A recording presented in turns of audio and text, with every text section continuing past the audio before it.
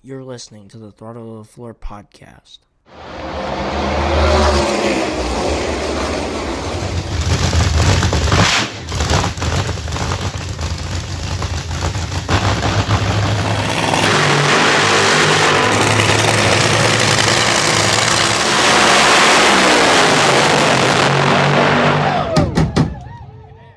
Hey, y'all, welcome to today's abbreviated preview episode of the Throttle to the Floor podcast. I'm your host, Earnest, here today with my guest, Noah Altman. What up?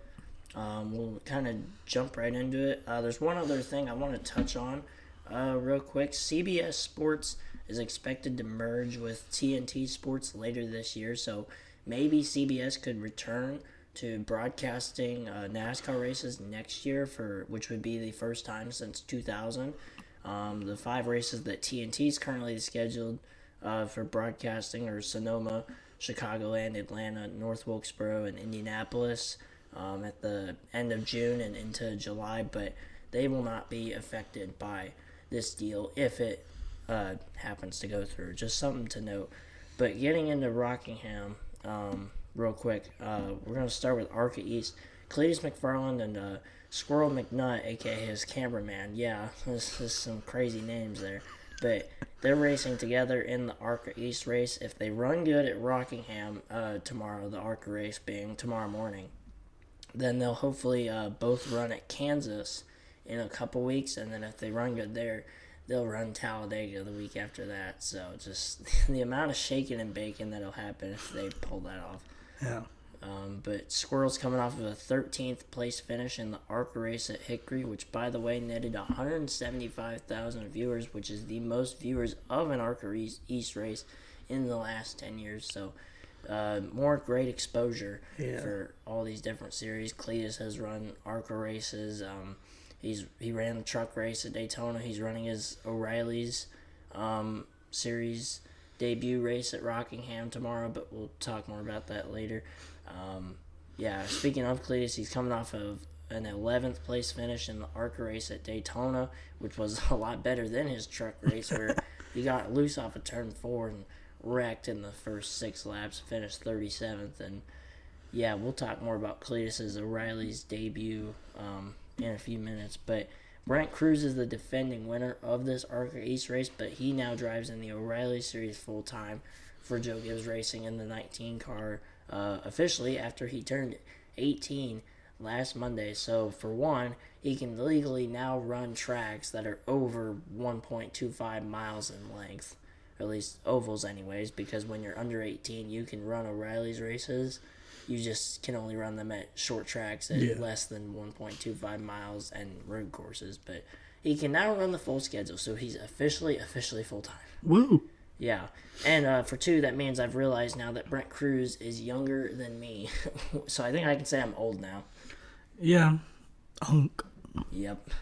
But getting into trucks now, of course, truck race on tonight. Corey Heim back racing in the truck series, this time back in the 1 truck for Tricon. He finished 8th last year at Rockingham when he ran full-time, and he was 2nd in practice before he got cut short due to rain. But Caden Honeycutt in Heim's old 11 truck, he's looking for revenge after his dominant run in Darlington got heartbreaking loss. He led practice over Heim by almost 0.2 of a second, and Honeycutt qualified 3rd despite a really just wacky qualifying session. 4 of our 6 picks qualified outside the top 15, so not really sure what happened there. But Tyler Ankrum is the defending winner of this race, also my pick.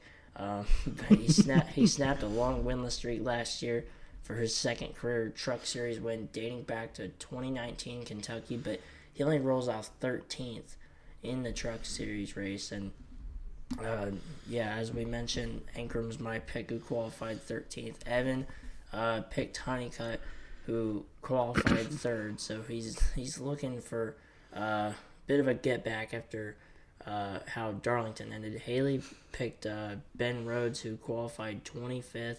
Stacy, the points leader. Chandler Smith once again, but Chandler Smith 33rd. Not sure what happened. And then he also went to the rear of the field for unapproved adjustments, trying to make the truck better. I mean, you're already basically in the back of the field anyway. So yeah. Bernardo with Christian Eckes, who only qualified 22nd, and Noah once again with Justin Haley qualified 17th, which 17th isn't all that great, but compared to when you stack it up with the rest of our picks, it's not bad. I mean, every other time I pick Justin Haley, it's been really all right. It hasn't been the best pick in the field, but it also hasn't been the worst. I mean, Ram is still getting their legs under them as a manufacturer. I mean, this is only the 5th race of the truck season. So. And I mean, with Ram as it is right now, they're putting a good reputation out there for the Ram. I mean, they're going through a lot because, I mean, for one, it's bold for Colleague Racing to go from, because they had such a good O'Reilly's program and they put that on pause, and they run Chevys and Cub, but to go out there and have 5 trucks and 5 Ram trucks to be the factory team, be the test team, if we can bring Ram and eventually Dodge fully back to, NASCAR and the Cup Series. But I mean, Ram's already going through a lot, and then you have the whole Daniel Dye situation with him getting suspended, and then he did get reinstated by NASCAR, but they mutually agreed that he wouldn't drive for colleagues, and now Corey LaJoie is full time in the 10 truck. Ty Dillon shifted to the 25 this week, and actually next week in that 25 free agent truck. For Bristol, they put in the runner-up in the race for the seat reality competition, Carson Ferguson. So, interesting teammate battle, being that the winner of that competition, Minnie Tyrell, is in one of those full-time trucks in the 14. So, it'll be fun to watch him rip around Bristol. Yeah, for sure. And then, getting to O'Reilly's now. Big storyline that came out this week. Ford down to just one car after the AM Racing 25 car withdrew. So not a good deal there. Ford needs a lot of help. They need some manufacturer support. I mean, honestly, it's been kind of a dwindling issue for a couple years now. Ever since, especially when Tony Stewart got out of Stewart Haas Racing. Now it's Haas Factory Team, in the Cup Series. But I feel like ever since then, Ford's just been on just a downward spiral. I mean, Cup, you still have, Penske and RFK and all that. Ford's not doing terrible in the Cup Series, but, even the Truck Series, they're basically propped up by ThorSport, and then the O'Reilly Series, they didn't got nobody. I mean, they got one car, and all it is just that 5 car, the Hettinger Racing team that is brand new, and they just throw in, whoever can run. So, but Ford really needs some help in the O'Reilly Series. Otherwise, give it a year or two, and they'll probably be completely out, which is just sad to see. But, tough deal. Practice-wise, Kyle Sieg and Ryan Sieg, the Sieg brothers, they led 1-2 in practice over Austin Hill, Sheldon Creed, and Jesse Love. And Corey Day gets his first O'Reilly Series pole. Love will join him on the front row for tomorrow's race. And Love, of course, he won this race last year before he got disqualified in post-race tech inspection, which handed the win to Sammy Smith. But Sammy Smith only starts 19th, so not a great qualifying run. I remember watching that qualifying run. He just could not get the car to turn and power through the corners, and that's what did him in. Parker Retzlaff, another great qualifying run for Viking Motorsports. He'll start third, and Cleves McFarland in his O'Reilly Series debut. He said before his qualifying run, he went out first in his qualifying run due to the metric, and he said that as long as he didn't tear the car up, he'd be happy, and as long as he didn't qualify last, and he'd be happy. I mean, for one, he didn't tear the car up, and for two, he didn't qualify last.